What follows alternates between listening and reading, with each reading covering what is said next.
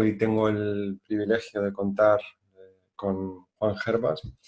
Juan Gervas es médico jubilado rural, coordinador del equipo de investigación CESCA, profesor y autor de varios libros y publica en la plataforma Acta Sanitaria. Y sobre todo ha estado bastante activo durante esta pandemia como una voz bastante disidente de lo que en general solemos oír en los medios. ¿Qué tal, Juan?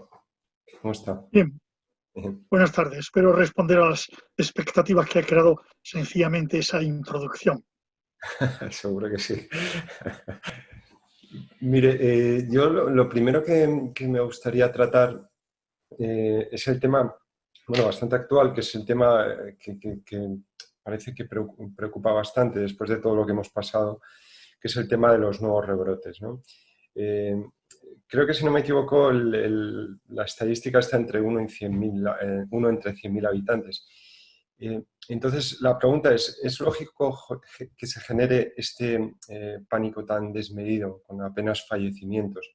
Además dicen que la carga viral es baja, no sé, por saber su opinión. Nadie sabe exactamente dónde vamos y casi ni de dónde venimos, de manera que cualquier especulación es aceptable, tanto las apocalípticas como las negacionistas. En buena lógica, sin embargo, la situación es intermedia. En una nueva infección por un virus respiratorio en el que hay que esperar que los rebrotes sean frecuentes, excepto en alguna situación muy insólita, como pueden ser islas en la Polinesia y lugares exóticos de ese estilo que se puedan cerrar. De manera que no hay que aspirar a erradicar el virus. Vamos a convivir con él, aunque no sabemos exactamente ni por cuánto tiempo ni cómo. Pero es cierto que la perspectiva más lógica es la convivencia con el virus. Lo lógico es prudente, es un cierto seguimiento y desde luego el pánico no corresponde, no al lugar.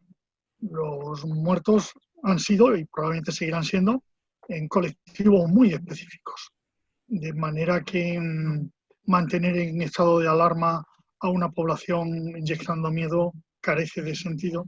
La vida sigue y debe seguir.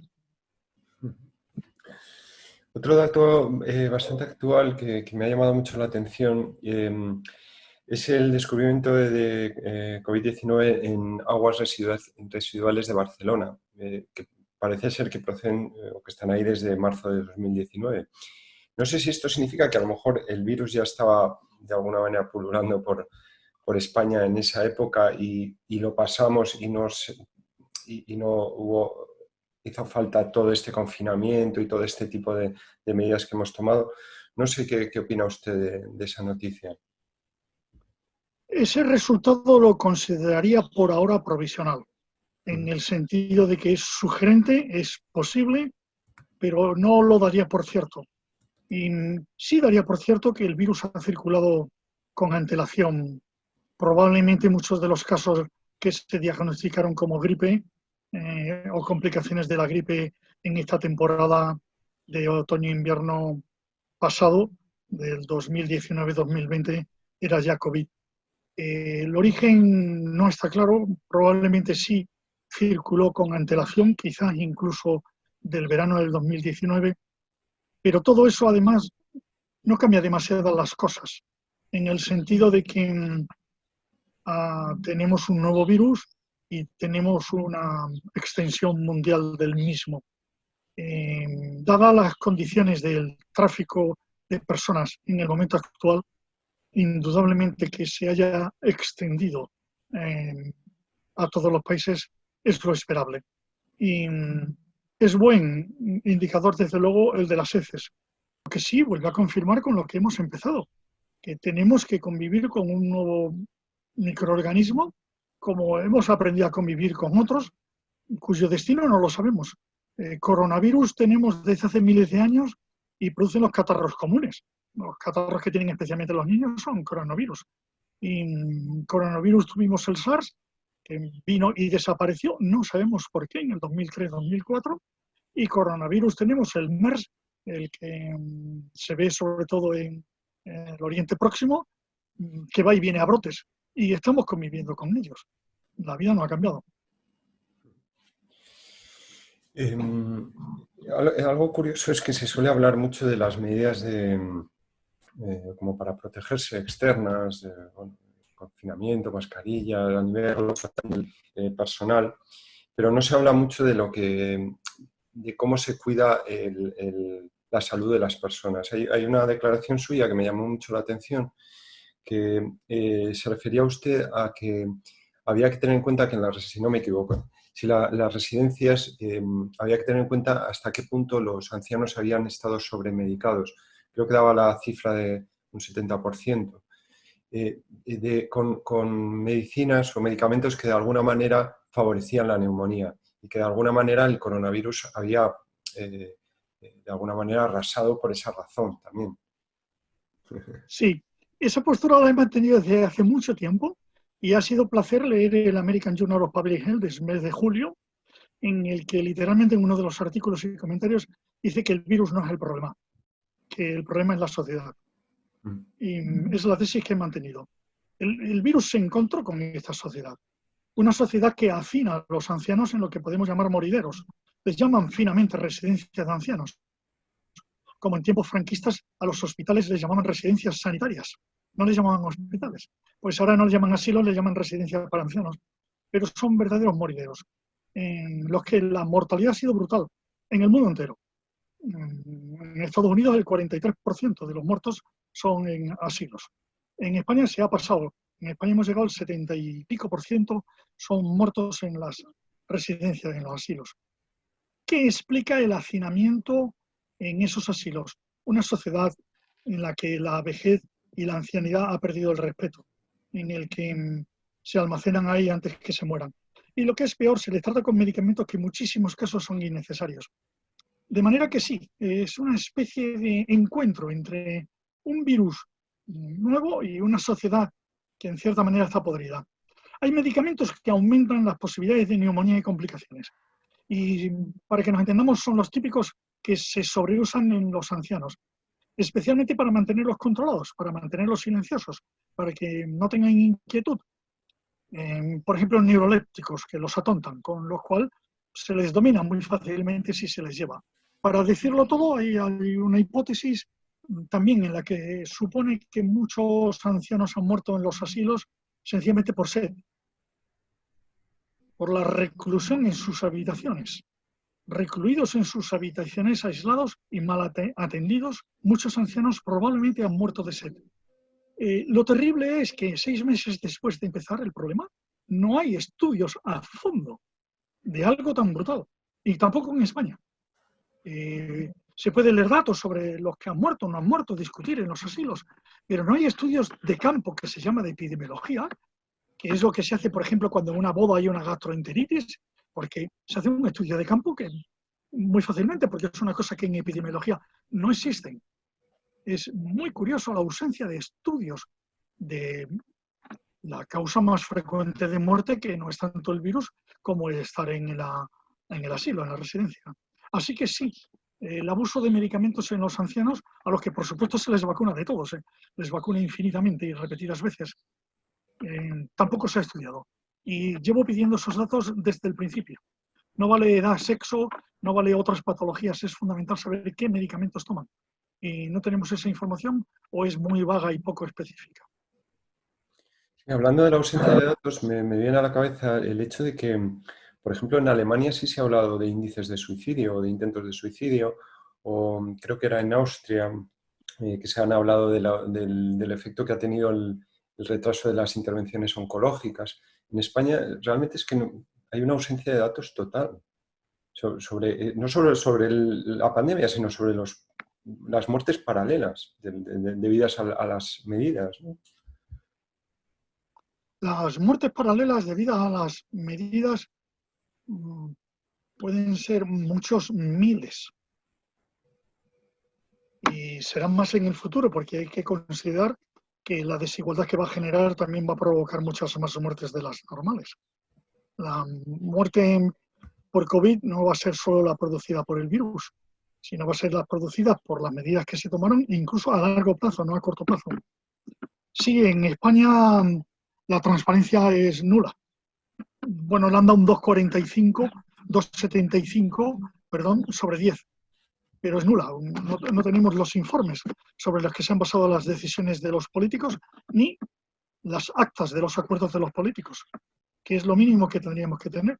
Así que a lo mejor estoy criticando al gobierno y en realidad el gobierno lo hizo mucho mejor de lo que parece, pero como los informes no están y las actas no están, puedo decir que esos cálculos faltan. No tenemos ni siquiera aproximación. Lo que es peor, parece que el gobierno y los partidos políticos se niegan a una auditoría independiente, de manera que no vamos a tener esos datos tampoco en el futuro. De forma que va a haber entre 30.000 y 50.000 muertes en España atribuibles a la propia pandemia y a las medidas que van a quedar impunes. Van a quedar sencillamente en el recuerdo de que lo hemos hecho muy bien. Y en eso no solamente es el gobierno, sus expertos y sus generales, es también los que saben. Hay gente que sabe 1000 veces lo que yo sé, que callan. Están dispuestos a comer las migajas del poder, están dispuestos a no exponerse al descrédito al que me estoy exponiendo yo y algunos más que se han atrevido a discrepar y sencillamente a pedir transparencia.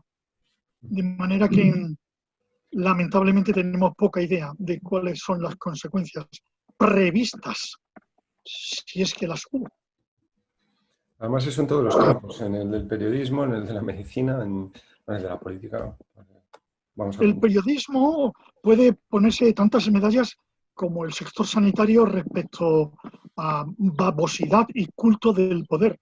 El total. último ejemplo es el de la embajada portuguesa teniendo que rectificar la portada del País, un Cierto. periódico que claramente es servil al régimen, como los palmeros del régimen, que llamo yo, todos esos que aspiran a migajas del régimen y aspiran algún día a ser ministros de sanidad y que callan sabiendo. Sí, Son desleales a la población española. totalmente.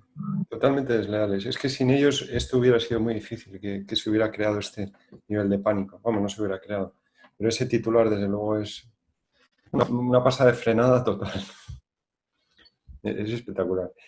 Y también le quería comentar, como en relación, pues un poco a las medidas, como el tema un tema que crea bastante polémica, que es porque yo creo que es un reflejo de algo más, que es el tema de las mascarillas.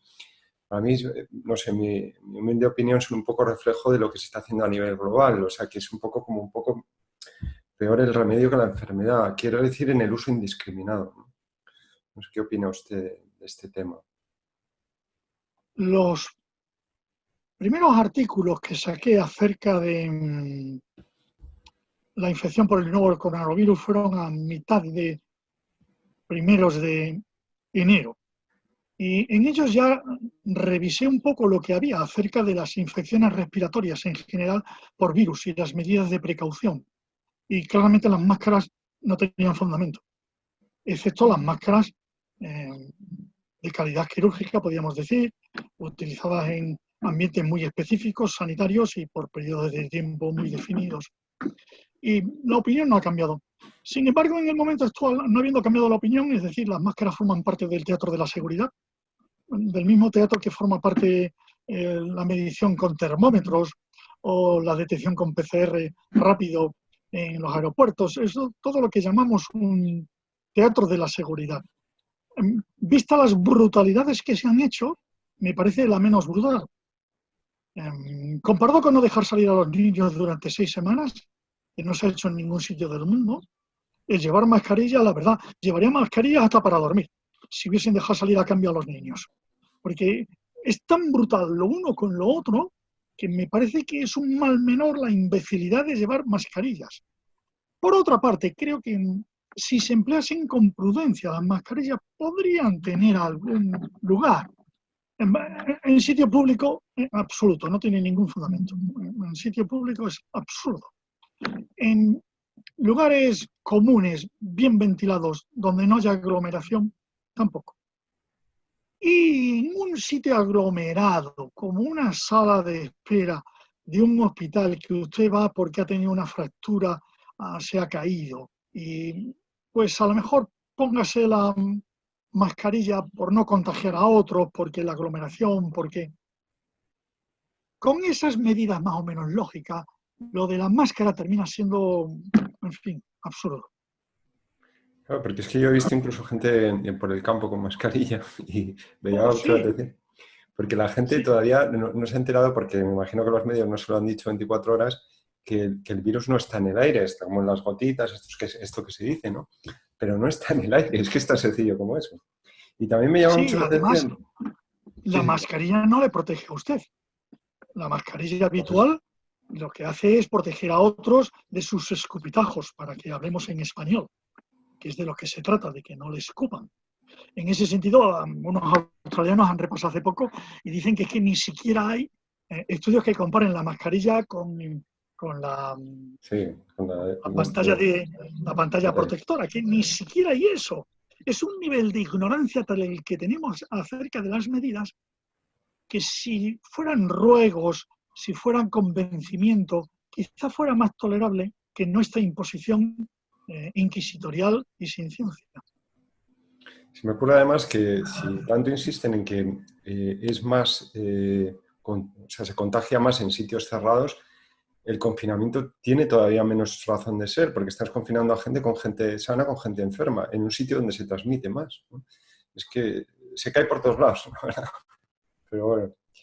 Y otra pregunta que le quería hacer, bueno, para mí creo que lo que la gente tiene más ansia es de tener cierta esperanza, porque ya nos van a decir que va a venir un rebrote, parece ser que es inexorable que nos vayan a volver a encerrar, o nos están preparando para ello, con todo lo que eso traerá.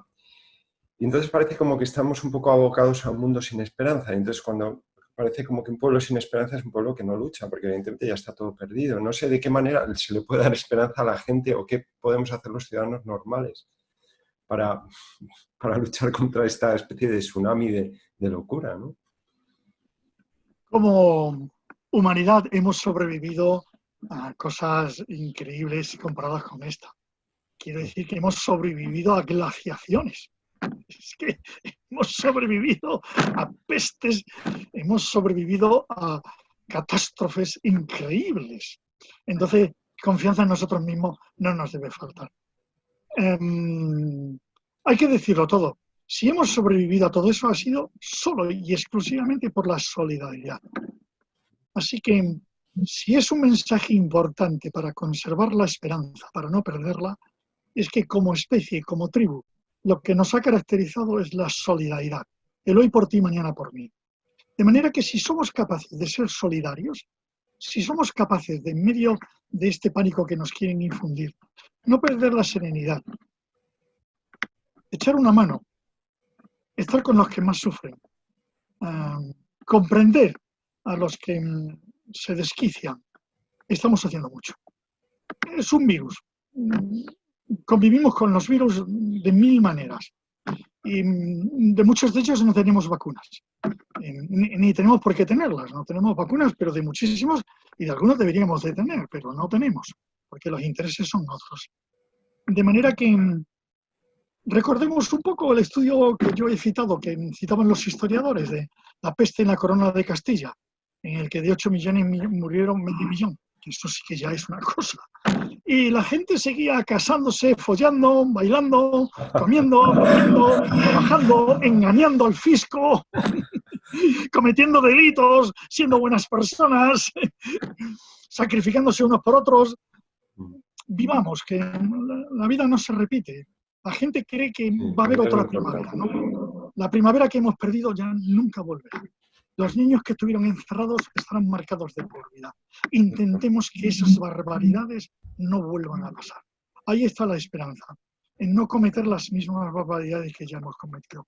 Mi crítica al gobierno, sus expertos y sus generales, no es tanto lo que han hecho, sino que probablemente lo repetirían. Y eso es impensable. De manera que conservemos la esperanza.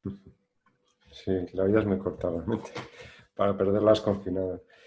Le iba a preguntar también con respecto al tema de las vacunas, ¿hasta qué punto cree que es como porque ya lo ponen como la solución total del problema, ¿no? Como que el virus viene de la naturaleza y la solución está en el laboratorio. A mí es algo no se me rechina mucho. ¿Hasta qué punto cree que la solución está en la vacuna?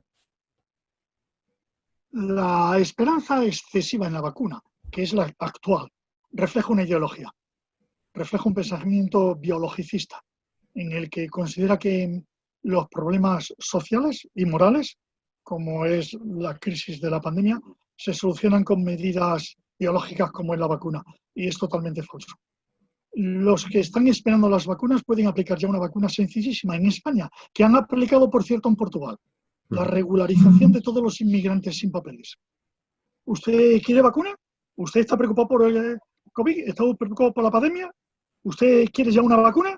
Pues vacune, regularice a todos los inmigrantes ilegales como han hecho en Portugal. Porque esa es una de las razones por las que Portugal tiene la quinta parte de muertos que nosotros. No es porque sea más pequeña ni porque sean más inteligentes, sino porque han hecho cosas muy distintas. De manera que la esperanza en la biología expresa toda una concepción. Cierre los asilos. Cierre los asilos. Podrá decir, bueno, alguno habrá que dejar, sí, un poco como en los hospitales psiquiátricos. Habrá que dejar algún sitio para alguno, pero cierre los hospitales psiquiátricos como los ha cerrado, cierre los asilos, ciérrelos ya y dé 2.000 euros por anciano en su casa, en casa con su familia o familias adoptivas. Muchísimas familias en España adoptarían a 1 o 2 ancianos si por cada anciano le dan 2.000 euros y lo tendrían como un pincel, le darían un cariño que no puede darle nadie. O sea que hay vacunas, que se llaman vacunas sociales, que no se quieren aplicar esperando una vacuna biológica. Pero si hablamos de la vacuna biológica, el problema que podemos tener con el coronavirus es que la vacuna biológica sea un poco una vacuna fallida del estilo de la gripe. Hay que andar un poco de cuidado. El coronavirus, ha mutado no excesivamente.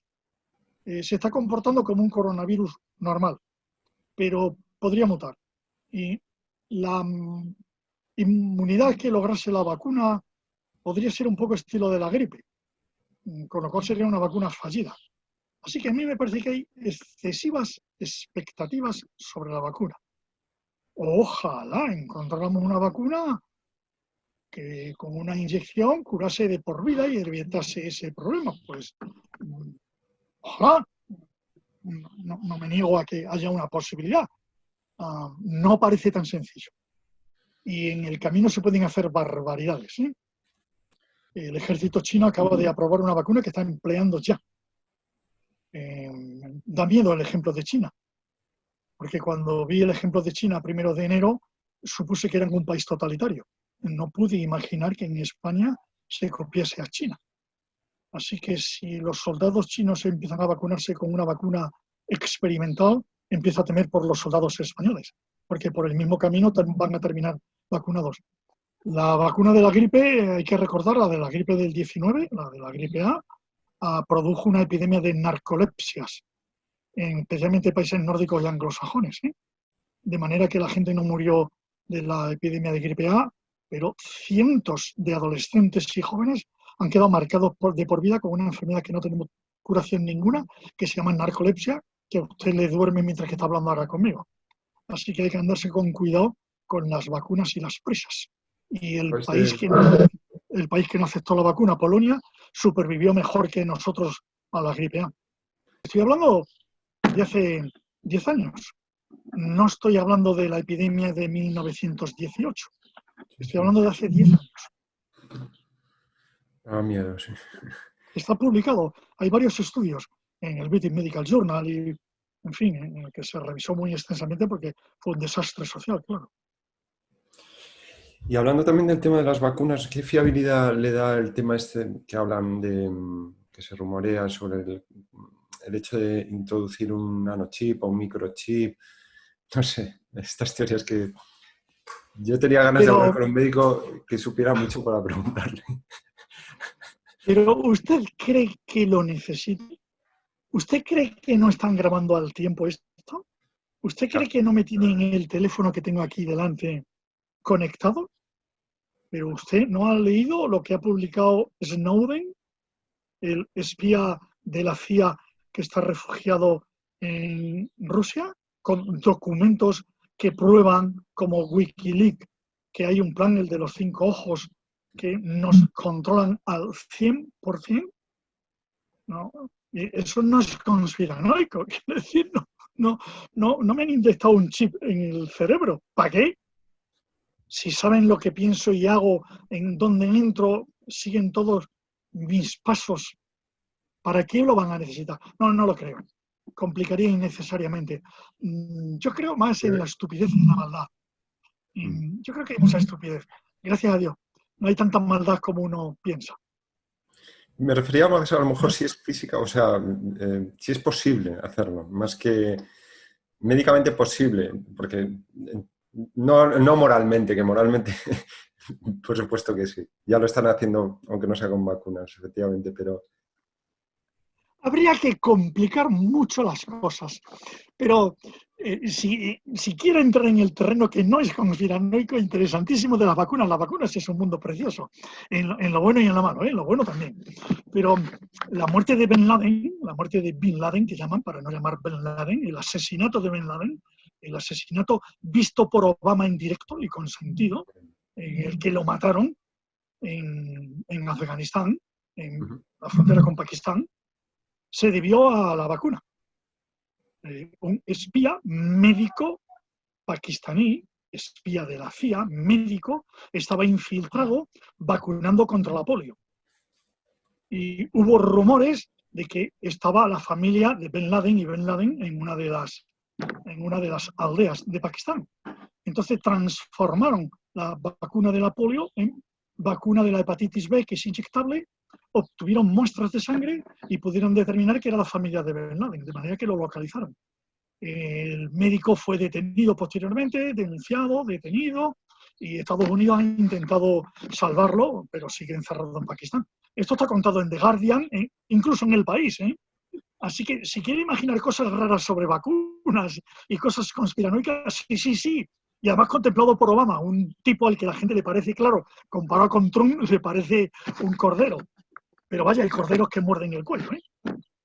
No, yo creo que no andarían con cosas tan raras, no hay necesidad.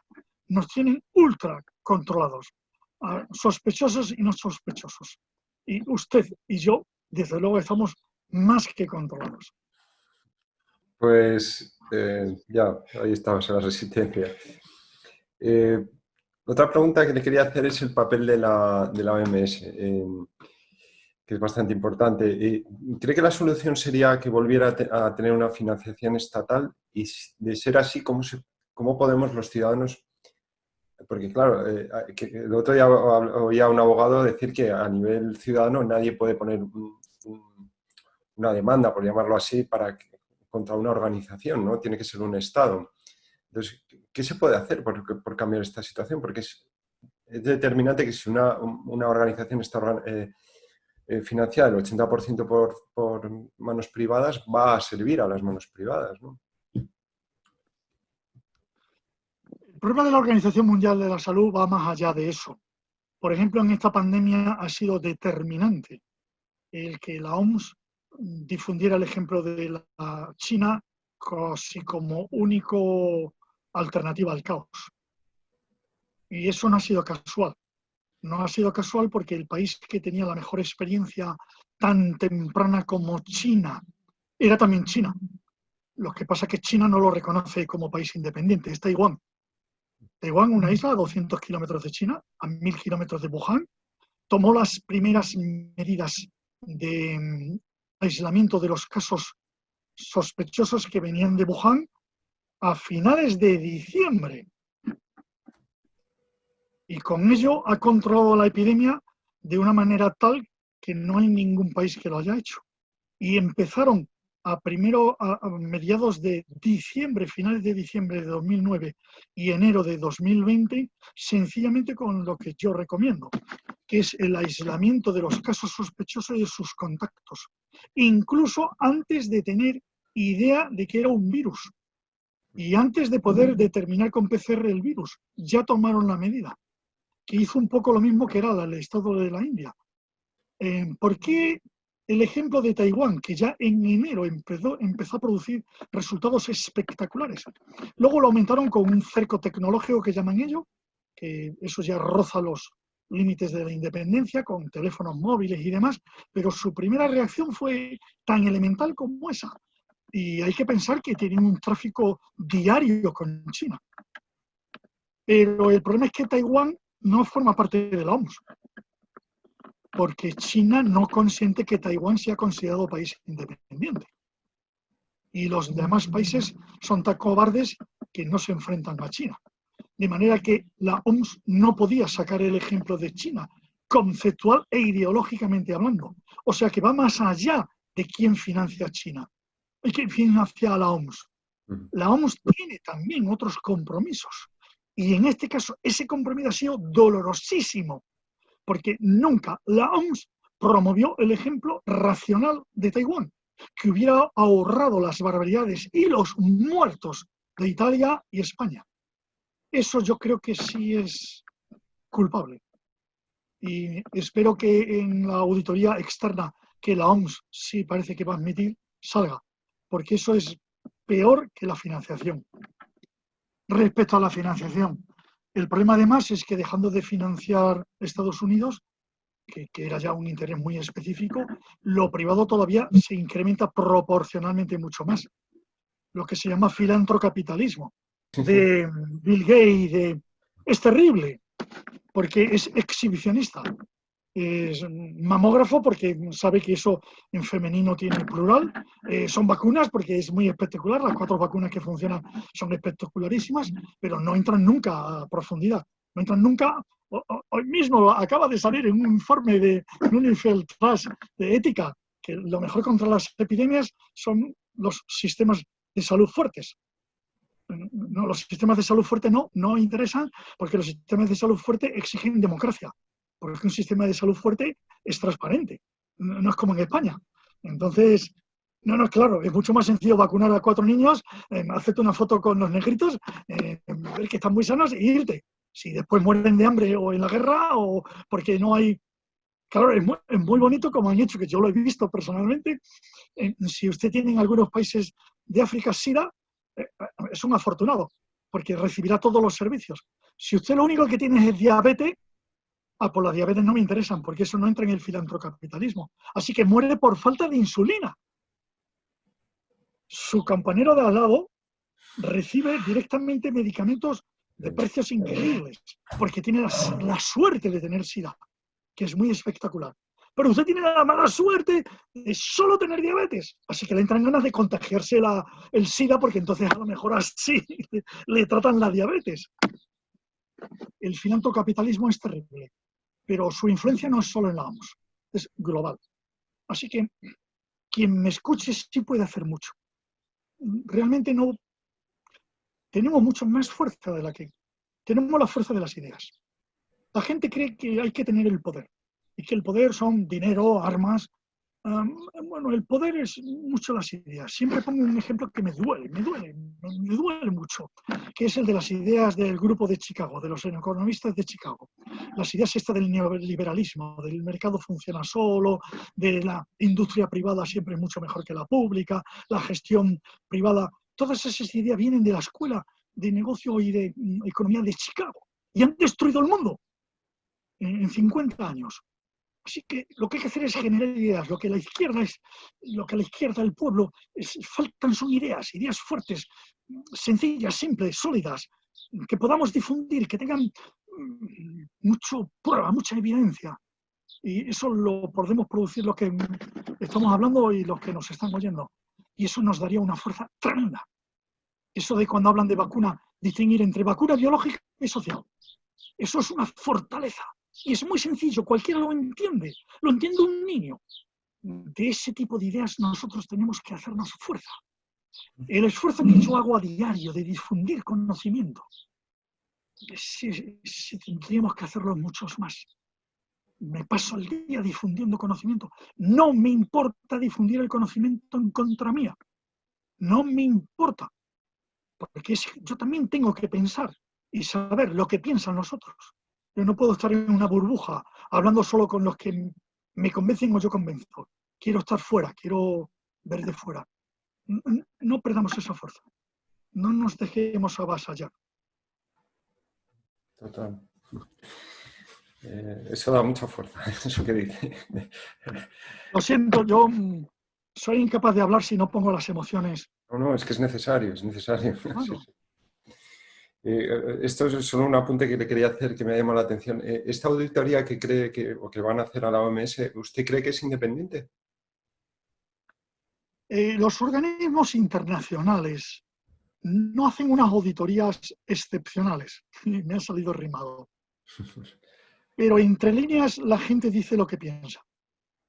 De manera que entre líneas y líneas los documentos internacionales suelen decir mucho más de lo que dicen. Requiere saber leer, pero si uno sabe leer, muchas veces hay información relevante, que sí, que finalmente dicen que la OMS, dadas las circunstancias, lo hizo lo mejor posible. Coma. Pero, y en ese pero a veces viene muy buena información. No soy del todo negativo. Esperaría aprender algo de la evaluación, sí. Sí, porque yo me estoy acordando, después de la gripe A, en el Consejo de Europa se dijeron cosas bastante fuertes contra la OMS, que luego no se quedó en nada, pero vamos, decirse se dijo. En concreto, el informe del Consejo de Europa fue muchísimo mejor que el informe de la OMS. Muchísimo mejor. Y como va a haber otras evaluaciones, casi seguro ya externas de Francia, del Reino Unido, si usted las va evaluando, en todas ellas también salen cosas generales, con lo cual puede ser un buen momento. Lastimosamente no saldrán en los periódicos ni en los medios de comunicación habituales, claro. Quería comentarle el caso de Suecia, que a mí me llama bastante la atención, sobre todo porque creo que no es un ejemplo de que no se ha cumplido predicciones apocalípticas sobre los 40 millones muertos en el mundo, pues más en el caso de Suecia, que se lo ha tomado con bastante relajación. Además, Noruega es curioso porque se suele poner a Noruega como ejemplo contrario y la principal epidemióloga de Suecia, que no me acuerdo ahora mismo cómo se llama, decía que ella no ha hecho algo muy diferente a Suecia, porque también ha tenido las escuelas abiertas, no ha confinado, vamos. Entonces, a lo mejor están en otras claves que Suecia tenga más víctimas. Y un apunte más, aparte de saber cuál es su opinión con respecto a eso, me llama mucho la atención que Suecia y Portugal son los dos países que menos camas tienen para cuidados intensivos. Sin embargo, no han tenido esa situación de saturación de España o de Italia, ¿no? No sé, ¿qué pensaría usted de todo esto? La Universidad de Oxford mantiene una página interesantísima sobre medidas contra la pandemia y su efectividad, podríamos decir, en la que se puede deducir que no hay relación. Los suecos se defienden bastante bien, ¿eh? Cuando se les compara con los países limítrofes, como Finlandia por un lado y si acaso Noruega por el otro. Circunstancias que puedan parecer anodinas fueron claves. Por ejemplo, que la temporada de invierno se prolongó más en Suecia, de manera que pilló con gente yendo y viniendo, viajando, etc.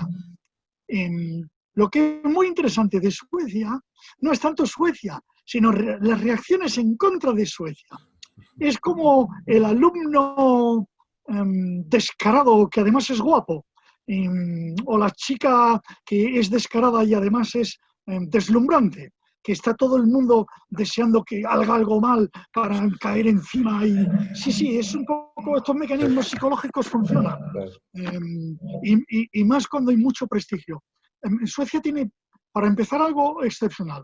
Y es una agencia de salud pública independiente y con autoridad absoluta. O sea que ahí el gobierno, sus expertos y sus generales no tenían nada que decir. Lo ha dicho la agencia. Eso es increíble. Es una cosa que es increíble. Y tiene la confianza de la población, que también es increíble. Si lee las encuestas que se han hecho en Europa, en España nadie cree en los expertos, por supuesto. ¿Cómo va a creer usted los expertos si sus documentos están ocultos? ¿Pero por qué están ocultos? ¿Porque son tan inútiles o ni siquiera los han hecho? ¿O qué dicen? En Suecia hay un aprecio enorme de manera que la postura sueca ha sido inteligente.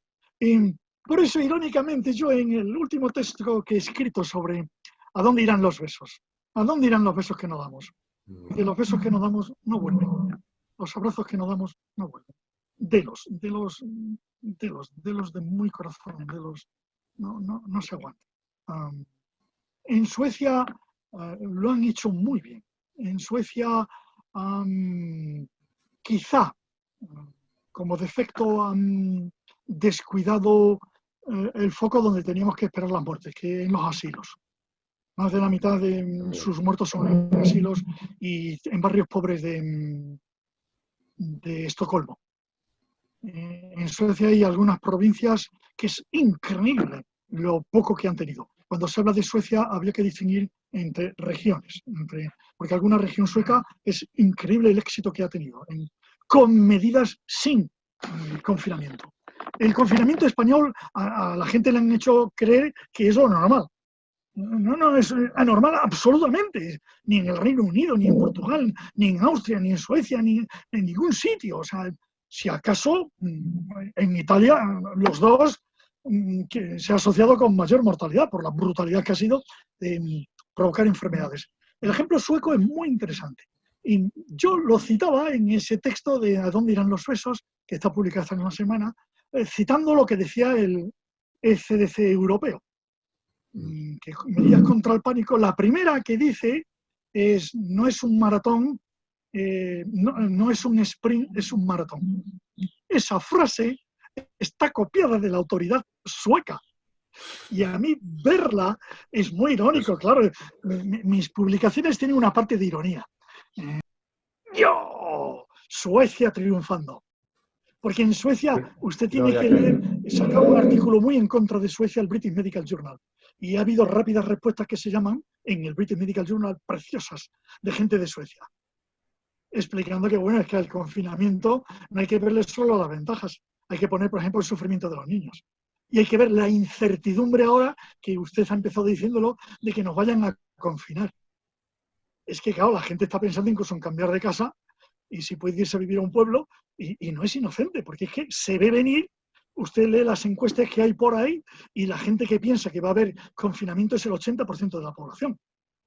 Sí. Esto en Suecia ha desaparecido, esto no existe. Esto se llama paz social. Claro, ¿qué precio tiene la paz social? Porque saben que no va a pasar. ¿Qué precio tiene la paz social? ¿Qué precio tiene el salir uno a la calle sin miedo a que vayan a cerrar las casas y a recluir a los niños? ¿Qué precio tiene? ¿Cómo se puede medir? Claro, eso lo tiene Suecia. Eso nosotros ya no lo tendremos. Nos han dejado marcados de por vida, como a hierro candente en la piel. Entonces, el caso de Suecia es muy interesante. Y sí, claro, el colmo es que las predicciones apocalípticas del Imperial College, que hay que decir que las ha hecho siempre, ¿eh? Creo que cuando la gripe aviar, la predicción eran 200 millones de muertos, ¿eh? O sea que esta gente saca muertos como usted saca céntimos. O sea que le auguró a Suecia 100.000 muertos, ¿eh? 100.000. Y están en 5.000. Entonces estamos en... Curiosamente, el máximo responsable luego no cumplió el confinamiento. No, claro.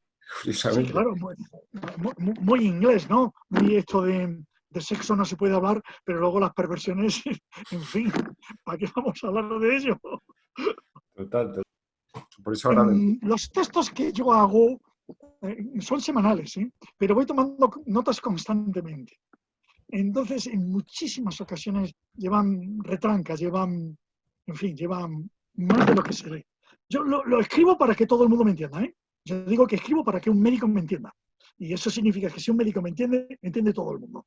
Pues lo escribo. Pero luego me gusta poner alguna cosa por si hay alguien que se da cuenta que disfrute más. Tiene una especie de premio. Bueno, caprichos. Eso está muy bien. Pues ya por último le quería preguntar, a mí me gusta mucho algo que suele hacer usted, que yo le he oído decir, por ejemplo, cuando habla de las gestiones políticas de cada región, concretamente hablaba usted de Murcia y decía, yo es un partido político el que gobierna allí, al cual no voto, pero tengo que reconocerle que por su política de atención primaria, etcétera, lo ha hecho muy bien. Me gustaría saber, desde ese punto de vista y desde esa objetividad que usted tiene, ¿cuál cree que son las regiones que lo han hecho mejor y cuál es peor en España? La respuesta es dura para mí ideológicamente, puesto que son regiones que no están gobernadas por ningún partido que yo haya votado nunca. Y tampoco sabemos exactamente bien por qué. En concreto, Murcia lo ha hecho muy bien. Lo ha hecho muy bien Canarias. Dentro de las que yo votaría, tiene algún partido de los que yo he votado, Baleares lo ha hecho muy bien. Asturias lo ha hecho bien. Galicia lo ha hecho mucho mejor. No sabemos muy bien por qué. Lo que sí es cierto, en concreto en los sitios en que ha habido más libertad. Por ejemplo, en lo que cabe en Murcia, el consejero de Sanidad era relativamente independiente y dio libertad en gestión, especialmente de asilos y residencias, de los viejos. En Galicia piense que hay viejos a montón, pero también hubo bastante libertad. Si a los profesionales se les deja funcionar por su cuenta, funcionan bastante bien, mucho mejor que cuanto más se les ata. Yo diría que en Asturias, por ejemplo, que también funcionó bien, los equipos han tenido mucha libertad. No sabemos exactamente bien por qué unos han tenido mejores resultados y otros han tenido peores. Pero lo que es cierto es que hay que estar abierto a que lo haya hecho bien quien tú creerías que no lo iba a hacer bien. Yo eso lo mantengo. Si alguien me sigue por Twitter, yo hay veces que divulgo información, incluso que yo estoy en contra, pero que me parece interesante tener en cuenta. Hay gente que no lo entiende, cree que porque lo difundo yo estoy a favor. No. Yo lo difundo porque creo que es un elemento que hay que tener en cuenta, aunque yo no coincida con ello. Entonces, a mí me parece que en una pandemia como la española, en que las regiones han tenido mucha más autonomía de la que pueda pensarse, conviene ver qué ha sucedido, porque además los datos suelen ser coincidentes. Quiere decir, donde ha habido pocos muertos, se han contagiado poco los profesionales. Donde se han contagiado poco los profesionales, ha habido pocos muertos profesionales. Ha habido pocos muertos en los asilos. De manera que los datos son coincidentes. Le dicen a uno, y me lo dicen gente que yo aprecio, que es imprudente manejar los datos grosso modo. Y yo les contesto que lo que se llama investigación de servicio, en muchísimos casos, es exactamente grosso modo. Nunca podemos saber y comparar bien ni Noruega con Suecia, porque yo conozco los dos países directamente, incluyendo su sistema sanitario, y no tiene nada que ver. De manera que si usted no quiere comparar Suecia con España, que me lo han dicho, tampoco la compare con Noruega, porque las diferencias son abismales, aunque a usted no le parezca. Para que me entienda quien no sepa nada de Suecia. En Suecia los centros de salud son parecidos a los españoles. Médicos que son funcionarios y que están concentrados y que son públicos. En Noruega, el médico es un profesional independiente que tiene su pequeña consultita en la que usted no paga nada, es igual que aquí, pero usted no va a un centro de salud. Usted va a la consulta de su médico, que tiene una lista que si usted deja de estar en su lista, deja de cobrar. O sea, mientras que en Suecia tiene un salario. Si usted va o no va, les es indiferente. Cobran muy poco porque usted esté en la lista. Así que las comparaciones enseñan mucho y hay que aprender de quien a usted no le guste. Yo he puesto el ejemplo de Vietnam, que está gobernado por comunistas no democráticos. Yo soy de comunismo democrático. Prefiero el ejemplo de Kerala, en la India, que está gobernado por un gobierno democrático comunista. Pero Vietnam tiene mejores resultados. Nos guste o no nos guste, tiene mejores resultados que Kerala. Y por supuesto Kerala tiene muchísimos mejores resultados que, por ejemplo, Portugal. Grecia tiene muchos mejores resultados que España, ¿eh? Muchísimos menos. Pero es algo increíble lo bien que lo ha hecho Grecia en su pobreza. Y es país mediterráneo. De manera que las comparaciones sí enseñan mucho. Enseñan de nuestros errores y de aciertos de otros. Y no implica copiar, implica aprender. Que es distinto. Bueno, pues muchísimas gracias. Me quedo, entre otras cosas, con el mensaje de que hay que darse besos y abrazos, que es lo realmente, yo creo que es donde está la salud, no en el distanciamiento. No. No, la salud, la vida es para vivirla. Mm. Por lo bueno En y lo algún malo. momento usted tiene que refrenarse. Todos nos refrenamos. Pero en general, si usted no disfruta de la vida, está ya muerto. Usted es un muerto viviente. Lo digo siempre, si usted come por comer saludable, si usted hace ejercicio por estar sano, usted está muerto. Más valía que se muriera hoy. Porque haga lo que le guste, haga lo que disfrute. En ese sentido tengo una cierta lógica. Yo decía, y no es broma, que si va a tener sexo en grupo, que no sea una multitud, hombre, pues un grupito. En fin, una cierta... Claro que sí, con prudencia. Muchísimas Pues ha gracias, sido un Juan. placer, muchísimas gracias por sus preguntas.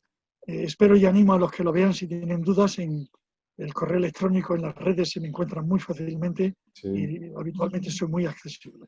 Y muy activo y con muy buenos artículos. Sí, señor. Hago lo que puedo. Muchas gracias. A Hasta otro usted. rato. Muchas gracias. Adiós.